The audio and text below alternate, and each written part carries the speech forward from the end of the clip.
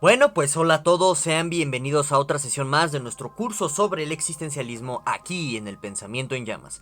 Y bueno, pues en esta ocasión nos vamos a meter a esta pregunta tan fascinante y que puede pues desanimar a muchos. No hay que tomarse las cosas con calma, no se preocupen. Y bueno, en concreto la pregunta es, mira, pues vale al final del día la pena vivir en un mundo en donde nosotros nada podemos cambiar. Ahora, vamos a matizar esto de el nada podemos cambiar, ¿de acuerdo? O sea, intuitivamente, es decir, cotidianamente, cada uno de nosotros podemos como percibir o detectar que existen diferentes instancias o áreas de la vida que se desenvuelve día a día, en la cual pues no tenemos un margen de injerencia directa, ¿no? Por ejemplo, pues no controlamos las políticas del Fondo Monetario Internacional, de tal suerte que pues si ellos quieren de la noche a la mañana pues podrían hacer un caos económico en nuestros países y arruinarnos sin más. No controlamos por ejemplo los fenómenos naturales que si llegan a acontecer pues nos despedazan la vida por completo. No controlamos el que nos suceda una fatal enfermedad. Existe la prevención, pero frente a la fatalidad de este tipo de acontecimientos, pues de pronto intuitivamente, cotidianamente, pues pensamos que todo esto se escapa de nuestro control. Y bueno, en pocas palabras, pues por eso de pronto uno puede sentir este sentimiento de aflicción absoluta frente a un mundo cuya eventualidad pues no controlamos, y de ahí esta pregunta de si vale la pena vivir o no en un mundo como este, ¿de acuerdo? Y bueno, para que nosotros veamos cómo se puede desenvolver esta reflexión existencialista, vamos a tomar los pensamientos de dos personajes muy importantes dentro de la historia de la filosofía. Uno de ellos está muy olvidado tristemente actualmente, sería Omar Khayyam. Más adelante vamos a profundizar más en él. Y bueno, en este orden de ideas vamos a ver una respuesta negativa en torno a esta pregunta de si vale la pena vivir si nada yo puedo cambiar, que va a ser por parte de Séneca y que nos vincula al tema de la amortición. Ya saben a qué nos referimos con este eufemismo aquí en el canal, no podemos decir la palabra tal cual es porque el algoritmo se enoja. Si vas a comentar algo sobre la amortición en Séneca aquí abajito, te invito a que uses el eufemismo para que no te censure la plataforma el comentario, ¿de acuerdo? Bueno, entonces vamos a revisar una respuesta negativa en torno a esta pregunta viendo el asunto de la amortición en Séneca. Pero también pues vamos a ver una manera afirmativa de responder a esta pregunta desde Omar Khayyam, que pues no implica algo así como una especie de coaching terapéutico o algo así como échale ganas ni nada por el estilo, sino que se basa en una postura agnóstica y determinista sobre la naturaleza muy bien determinada que ahorita vamos a ir revisando. Y bueno, ya para cerrar esta breve introducción a la presente sesión, te recuerdo que me puedes dejar aquí abajo en la caja de los comentarios todas tus dudas, quejas, opiniones encontradas, etcétera, que tengas respecto a las consideraciones que vamos a exponer a continuación. Y bueno, te suplico que me regales un like porque de esta manera nos ayudas a llegar a más personitas, ¿de acuerdo? Bueno, va una serie chiquitita de comerciales. El primero de ellos pues es una cordial invitación a que se suscriban al Pensamiento en Llamas, perdón, a que activen la campanita de notificaciones para que no se pierdan ninguno de los videos que subimos. De todas formas, si la plataforma no les avisa que hay nuevo video, recuerden que martes, jueves y sábados pues subimos nuevo contenido aquí en el canal para que pues se den una vuelta. Y también los domingos pues tenemos nuestros directos, nuestros en vivos, para que pues podamos platicar un poquito más fluidamente, viendo pues los comentarios que ponen ustedes, ¿de acuerdo? También pues agradezco enormemente a los miembros del canal, porque es gracias a sus aportaciones económicas o monetarias que el Pensamiento en Llamas puede seguir existiendo y que yo puedo ofertar de manera pública y gratuita estos cursos aquí en la plataforma. Entonces muchas gracias a todas las personas que se han vuelto miembros del canal. Y en este orden de ideas pues te invito a que tú te vuelvas un miembro, porque no nada más me apoyas económicamente a que el Pensamiento en Llamas siga superviviendo aquí en esta plataforma, sino que obtienes a cambio una serie de accesos exclusivos, como a cursos y a nuestro taller de textos, en donde en estos momentos estamos comentando y leyendo en conjunto el Tractatus Lógico Filosófico, ¿de acuerdo? Bueno, también te invito a mi canal secundario, El Abogado en Llamas, un sitio en donde subimos contenido relacionado a temas jurídicos. En este momento por allá estamos dando un curso de filosofía del derecho por si te interesa. En la descripción de este video y como comentario destacado, bueno, pues te dejo enlaces a este canal ahí por si gustas darte una vuelta y apoyarme regalándome una suscripción. Bien, pues comenzamos con lo más básico, que sería la bibliografía respecto a los temas que vamos a hablar.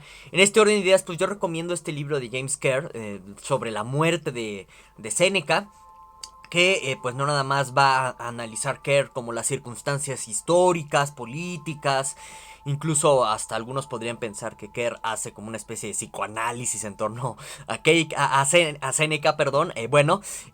No solamente se va a meter a estas consideraciones, también como a la argumentación filosófica estoica en torno a la amortición, ¿no? Que les digo, esto es lo que vamos a tocar aquí.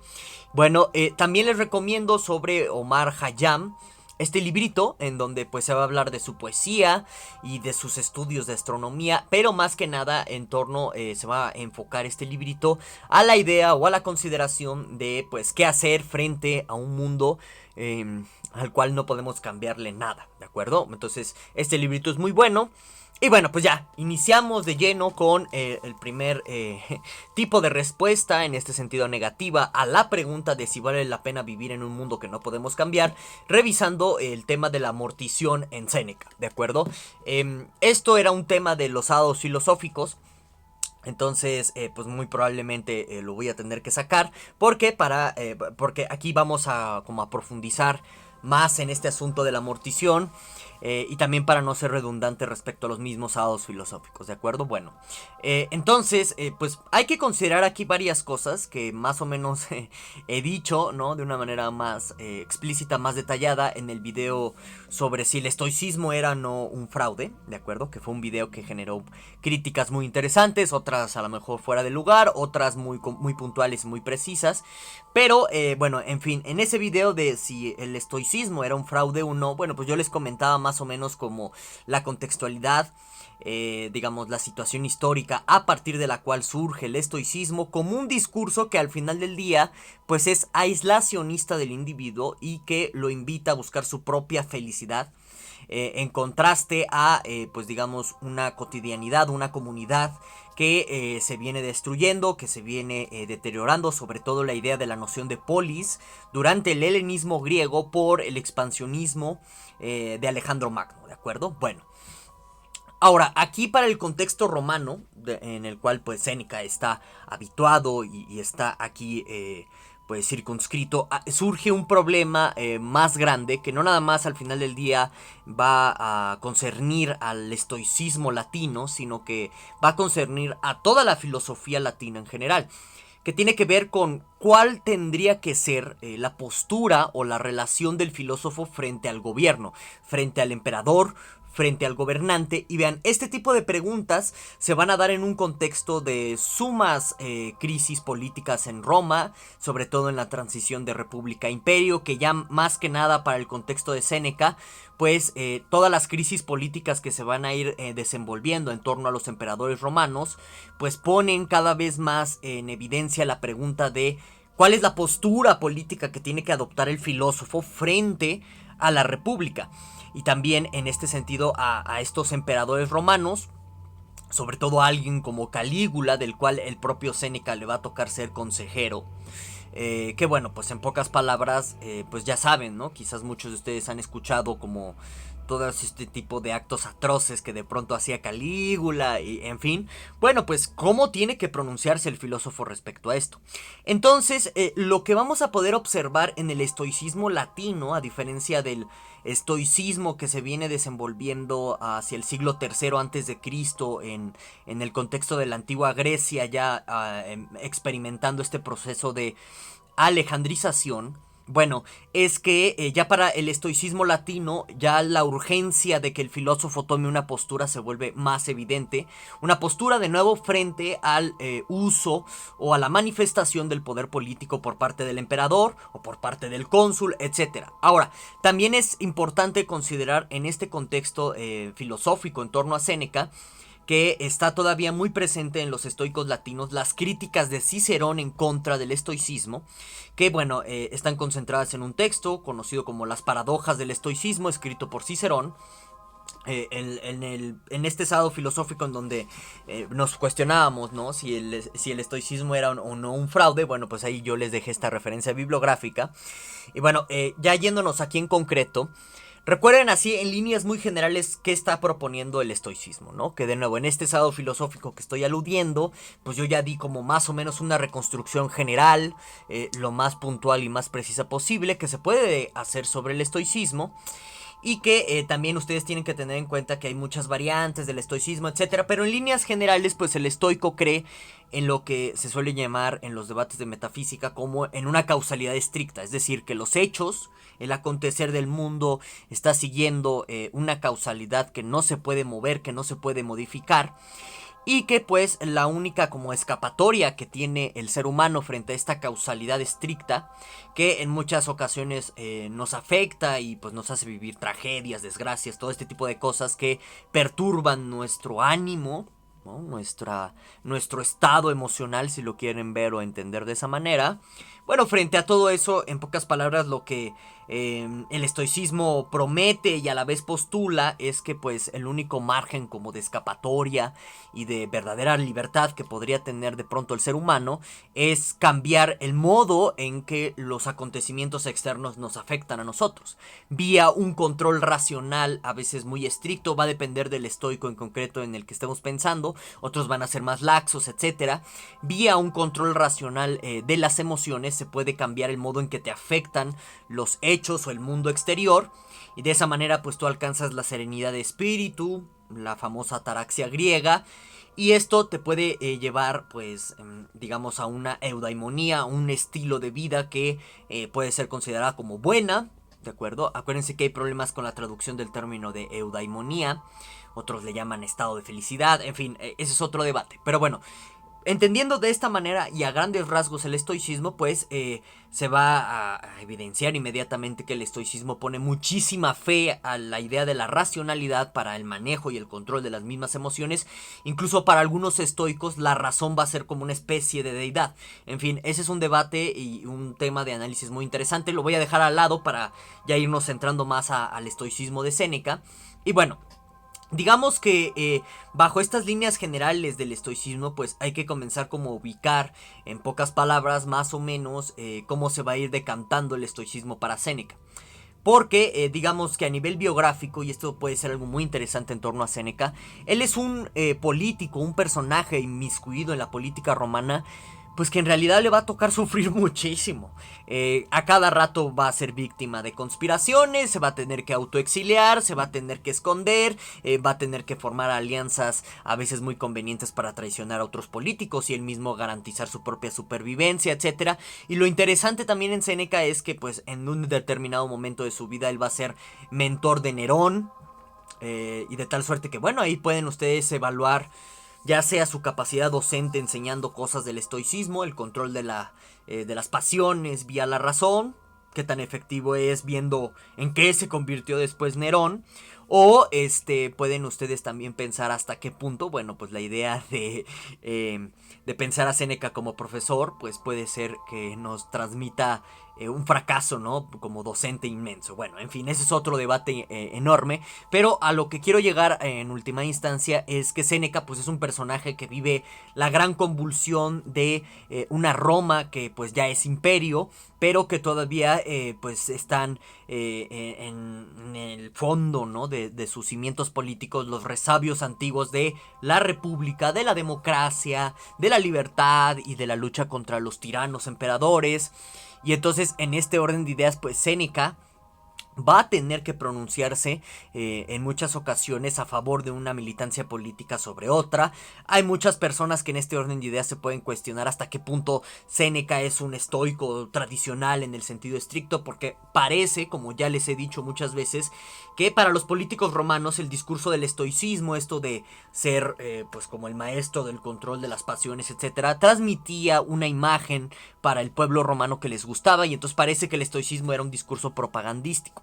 Como sea, teniendo en cuenta todos estos detalles y todos estos asegúnes, lo más interesante en el estoicismo de Séneca es que hay un reconocimiento respecto a una paradoja insuperable que marca constantemente Cicerón en su crítica contra los estoicos.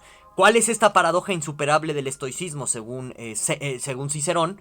Que no se puede conciliar la idea de una causalidad estricta en la realidad, es decir, que los acontecimientos tienen que suceder tal y como están sucediendo sin que nada los pueda modificar, con la consideración de que uno alcanza la libertad, según el estoicismo, cambiando el modo en que nosotros vamos a ser afectados por lo que sucede en el mundo exterior.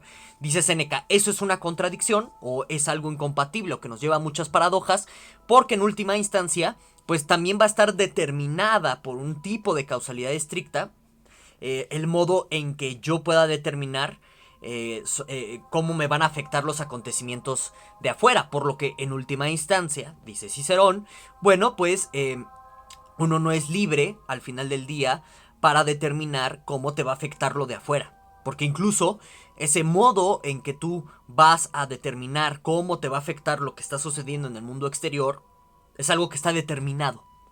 Por lo tanto, no eres libre. Entonces, esa es la paradoja, dice Cicerón, insuperable del estoicismo.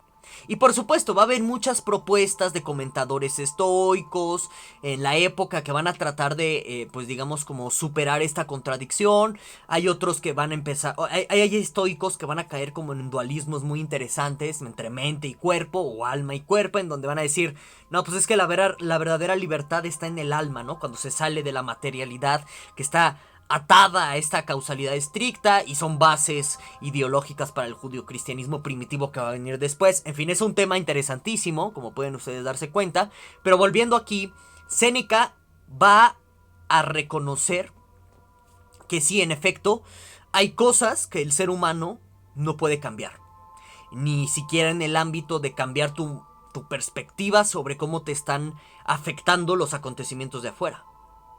Y entonces, con este reconocimiento que hace Séneca, él va a dar una apología sobre la amortición. ¿En qué sentido? En el sentido de, mira, es que si hay un determinado punto en donde el filósofo estoico, ¿no? Es rebasado por sus circunstancias de afuera, por el mundo exterior que le rodea, sobre todo en el contexto político de Séneca, en donde, por ejemplo, ¿no? Pues ya el tirano emperador te está amenazando a muerte con tal de que pues hagas algo que vaya en contra de ti mismo, etcétera. Dice Séneca, en esas circunstancias la amortición no es algo malo. De hecho, es lo mejor que puedes hacer, es lo más racional que se puede hacer. Elegir la autoaniquilación de uno mismo. Entonces, con esta defensa que se va a desempeñar en el pensamiento de Séneca, por ejemplo, les decía, ¿no? Se da este reconocimiento de la determinación estricta, no nada más en términos del mundo exterior, sino también respecto al modo en que te está afectando la realidad. Porque esto ya no se va a poder modificar. O sea, si estas circunstancias, por ejemplo, si el emperador te está amenazando de muerte a tal extremo, pues es un hecho que no vas a poder controlar cambiando tu perspectiva. Te va a determinar al camino de la amortición. Entonces, por eso el estoicismo de Séneca es también una crítica a otros tipos de estoicismos que, pues ven que sí, o sea, puedes incluso perderle el miedo a la muerte si tú cambias el modo en que te está afectando los acontecimientos. Pero ya con el tema de la amortición, el mismo Séneca va a terminar reconociendo que no, que esto no es el caso. Y también hay otros que han pensado que hay contradicciones en el estoicismo de Séneca. En fin, es un tema muy largo, ¿no? Y muy grande. Pero al final del día, la amortición en Séneca abre el camino para algo que nosotros podríamos considerar en nuestros días como la eutanasia. Es decir, el buen morir, la buena muerte, en donde, pues, ¿sabes qué? ¿Para qué? Es lo que va a cuestionar constantemente Séneca. ¿Para qué yo me estoy condenando a una muerte cruel, a una muerte patética, a una muerte miserable, frente a un mundo que pues yo no puedo cambiar y que este mundo me ha puesto en circunstancias totalmente adversas? ¿Para qué yo quiero sufrir y pasar por todo eso? Si aplicando la amortición de pronto pues puedo darme una buena muerte, una muerte serena. Entonces, este es el tema de Séneca y la amortición. Y se dan cuenta, es una pregunta que pone sobre la mesa Séneca bastante perturbadora. Yo se las dejo también por su parte sobre la mesa, a ver qué piensan, a ver qué opinan. Pero vamos a revisar ahora una respuesta contraria frente a esta determinación del mundo que no podemos cambiar, ¿de acuerdo? Y la vamos a revisar en Omar Khayyam, que les digo, es este pensador, escritor, astrónomo persa del siglo XI. Es una maravilla de personaje, yo no sé por qué está tan olvidado, tanto dentro de la academia como fuera, en fin. En donde vamos a poder observar, digamos, tres elementos esenciales, sobre todo en sus poemas, ¿de acuerdo? Tiene tratados de astronomía muy interesantes que en muchos sentidos Khayyam va a, pues digamos, plantear las bases de la astronomía del Renacimiento. Que, bueno, pues no es casual y no es fortuito que Kepler y Copérnico cite a muchos filósofos musulmanes, persas, etcétera, que a su vez ellos están inspirándose en los tratados astronómicos de Khayyam. Entonces, pues digamos que en muchos sentidos Khayyam es uno de los padres de la astronomía occidental olvidado. Hay un silencio impresionante en torno a él. Que les digo, pienso yo que se debe quizás por una especie como de fobia que se da, ya saben ustedes, por lo de las Torres Gemelas. Hasta ahí lo dejamos porque YouTube se enoja. Que ve todo el mundo arábigo en general, todo lo que está en esa península, como pues el diablo, ¿no? Entonces, y que viene este pensamiento desde más atrás, ¿no? Piensen ustedes en las cruzadas medievalescas. Hay iconografías, ¿no? De Tomás de Aquino, muy violentas al final del día, aplastando, ¿no? A Averroes. Entonces, también tenemos en Occidente un imaginario muy anti-persa, anti-árabe, que pues la verdad nos alejan y nos anajenan de pues todas sus aportaciones científicas. Por ejemplo, el álgebra, ¿no? Es otra de estas aportaciones. Khayyam también fue en su momento maestro de matemáticas. En fin, les digo que es un personaje interesantísimo. Lástima que esté olvidadísimo también. Pero bueno, a lo que nos vamos a concentrar aquí, para no alargar demasiado el video, es a su agnosticismo y a su pesimismo y cómo este tipo de cosas están planteadas o están basadas en esta determinación del mundo, de tal suerte que para Khayyam no podemos cambiar nada de lo que nos está aconteciendo alrededor, pero para él se sigue lo que podríamos denominar como el goce de la existencia puro. Vamos a ver qué significa esto, y de tal suerte que para Khayyam sí va a valer la pena vivir a pesar de que nada puedas cambiar, ¿sí? Entonces es una respuesta afirmativa en comparación de la respuesta negativa de Séneca que acabamos de revisar. Bueno, entonces esto del agnosticismo en Khayyam y su pesimismo pues van de la mano. Vean, aquí yo les pongo unos versos muy famosos de Khayyam, en donde nos dice: miren, mi nacimiento no trajo ningún bien al mundo, mi muerte no disminuirá ni su esplendor ni su grandeza. Nadie jamás ha podido explicarme a qué y por qué he venido, ni por qué me iré. Entonces el agnosticismo de Khayyam, vean, se basa básicamente en que, por un lado, el ser humano, para Khayyam, nace con un montón de prejuicios ya establecidos en su sociedad. Esta palabra de prejuicio es muy bonita y muy interesante, porque digamos que los prejuicios se forman cuando pues tú elaboras un juicio, una determinación sobre algo antes de que lo conozcas. Entonces es un prejuicio, por ejemplo, decir, ¿no?, que todos los filósofos son marihuanos porque no conoces a todos. Entonces es hasta que conozcas a todos que ya puedes enjuiciar, es decir, enunciar algo sobre lo que está pasando ahí. Entonces Khayyam insiste mucho, y sobre todo en sus tratados de astronomía se ven mucho como estas consideraciones de: mira, es que nuestros prejuicios religiosos, nuestros prejuicios morales son de pronto impedimentos, ¿no?, para que podamos entender cómo están moviéndose las estrellas en el cielo. Y también a nivel práctico, a nivel vivencial, pues los prejuicios para Khayyam nos dejan o nos limitan la experiencia efectiva de la vida. Es decir, piensen en esto de pues todos los filósofos son marihuanos. Cuando tú tienes este tipo de prejuicios, te privas de la experiencia de ¿qué? De conocer a los filósofos. Cuando tú dices algo así como: no, pues ¿sabes qué? Los jamaiquinos son mugrosos. Es otro prejuicio, porque pues no conoces a todos los jamaiquinos. Te privas de la experiencia de conocer Jamaica. Entonces, para Khayyam, el peor enemigo del conocimiento es el prejuicio. Y ahora, respecto a su postura agnóstica, recuerden que el agnosticismo pues es una postura que nos dice en pocas palabras: pues ¿sabes qué? No podemos saber si existe o no existe Dios. Es algo que se sale de nuestras facultades humanas, etcétera. Entonces suspende el juicio y vive otras cosas. En pocas palabras, por allá van las posturas agnósticas. Hayam es un agnóstico respecto a Dios, respecto a lo divino, porque él se da cuenta que pues en nuestra cotidianidad, sobre todo él en su cotidianidad persa, pues todo lo que se dice sobre Dios es algo ya establecido por la cultura, por la civilización. De tal suerte que si tú tratas como de conocer a lo divino, siempre para Hayam te va a salir este prejuicio interminable. Y entonces para él, respecto a todas las demás cosas con las cuales nos formamos prejuicios, sí hay posibilidad de conocimiento. O sea, sí hay posibilidad de que, por ejemplo, puedas conocer a los filósofos para que digas si son marihuanos o no. Sí hay posibilidad de que vayas a Jamaica para que veas a los jamaiquinos y veas si son mugrosos o no. Todo ese tipo de cosas.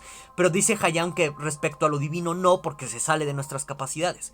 Entonces dice, agnosticismo. Y de ahí se va a seguir también un pesimismo muy radical para él. En el sentido de, mira, es que este mundo, pues, bueno, más bien, a este mundo hemos sido arrojados sin premeditación alguna, sin habernos consultado, sin habernos preguntado absolutamente nada. Y estamos condenados al eterno sacrificio de la existencia. Para Hayam, la existir es un enorme sacrificio. Y lo que tú ves en sus poemas constantemente, que son los famosos Rubaiyat, es un elogio a aquel que decide seguir vivo. Vean, y esto es un pensamiento muy interesante para Hayam, ¿no? Bueno, dentro de Hayam. En realidad, vivir, chicos, y todos aquellos que me estén escuchando, es extremadamente difícil. Porque la vida está llena de desilusiones, llena de desencantos, llena de dolor. De tal suerte que, o sea, si tú sigues viviendo después de 15, 20, 30, 40, 50 años, eres una persona muy fuerte para Hayam y que eres digna de belleza y de elogio.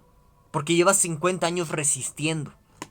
Entonces, como para Hayam la existencia es sufrimiento eterno, porque hay pérdida, porque hay despojo, porque hay desarraigo y nunca al final del día vas a encontrar una explicación de por qué estás aquí, en virtud de este agnosticismo que nos dice Hayam, no podemos conocer a la divinidad, de tal suerte que no, ni siquiera puedes afirmar lo que sea ni lo que no sea, todo este tipo de cosas. Para Hayam, en virtud de que perdemos como esta explicación de por qué nos enviaron aquí, ¿sí? Por eso también nuestra existencia es muy tortuosa. Y de ahí que en su poesía, como les decía, es digno de elogio el que tú decidas seguir aquí, porque eres muy fuerte. ¿De acuerdo? Y entonces, ¿qué se sigue de todo esto? El goce de la existencia. Entonces aquí les pongo otros versos de Hayam. Puesto que ignoras lo que te reserva el mañana, esfuérzate por ser feliz hoy. Coge un cántaro de vino, siéntate a la luz de la luna y vive pensando en que mañana quizás la luna te busque en vano. Entonces, ¿qué quiere decir esto? No es, ojo, esto del goce de la existencia para Hayam no es una invitación al hedonismo más crudo o más radical de, pues sí, vive nada más buscando el placer por el placer, y ya, ¿no? Pues vuélvete un animalito, una cosa así por el estilo. No, no va por allá Hayam, porque Hayam en sus poemas idolatra el vino, ¿no? Los vinos más refinados, no el vino cualquiera. Idolatra la poesía más sofisticada, idolatra a la astronomía, a la ciencia, a las letras, etc. Entonces podríamos pensar que en algún sentido Hayam es una especie de epicureísta, si entre comillas, que no tiene de pronto mucho sentido la comparación porque Hayam no conoce a Epicuro, ni su filosofía. Entonces, sí se parece a Epicuro en el sentido de que Hayam nos invita a buscar los placeres más sofisticados de la vida. Es decir, que busques los placeres, por ejemplo, los pasteles más sabrosos, que busques la mujer más hermosa o el hombre más hermoso, que busques las letras más bellas, que busques, digamos, la ropa más fina. Y de esta manera tu vida se va a enriquecer para Omar Hayam. Entonces, la vida, a pesar de que no puedas cambiar nada, porque existe este desconcierto sobre por qué estamos aquí, y es un desconcierto que también implica la no intervención respecto a esta vida que pues no entendemos por qué sucede lo que tiene que suceder. Dice Hayam, aún así esfuérzate y sacrifícate por continuar en esta vida, porque vas a obtener placeres cada vez más deliciosos. ¿De acuerdo? Y eso es el sentido de la vida para Hayam, buscar el placer más delicioso y sobrevivir a la adversidad todo lo que se pueda. Ahora, ojo aquí, esto no nada más es palabrería o digamos poesía banal dentro de Hayam. a él le va a tocar en varios periodos de su vida ser consejero de sultanes profundamente agresivos, profundamente violentos, profundamente descerebrados. De tal suerte que Hayam va a vivir también muchos años de su vida hasta que de plano se retira por completo a la docencia. Va a vivir muchos años en el ajetreo político. Entonces por eso la comparativa entre Hayam y Séneca es bastante adecuada. Noten, Séneca es un personaje que vivió el ajetreo de la política del Imperio Romano en sus peores días. Hayam también va a vivir la política de los sultanes en sus peores momentos. Entonces, en este orden de ideas, vean las dos posturas diferentes. Mientras que Séneca, al igual que Hayam, van a estar condenados a muchos fracasos de muchos estilos. Uno se decanta por la mortición y otro no, por buscar el goce perpetuo de la existencia. Y ver en la búsqueda del placer, más no tanto en la obtención, el sentido mismo de la vida. Y bueno, de esta manera pues les dejo estas dos perspectivas para que ustedes reflexionen. Y sin más, yo me despido, muchas gracias por ver, espero que les haya gustado este video. No olviden dejarme en la caja de los comentarios todo lo que gusten y manden. También no olviden darle un like, nos vemos, hasta la próxima.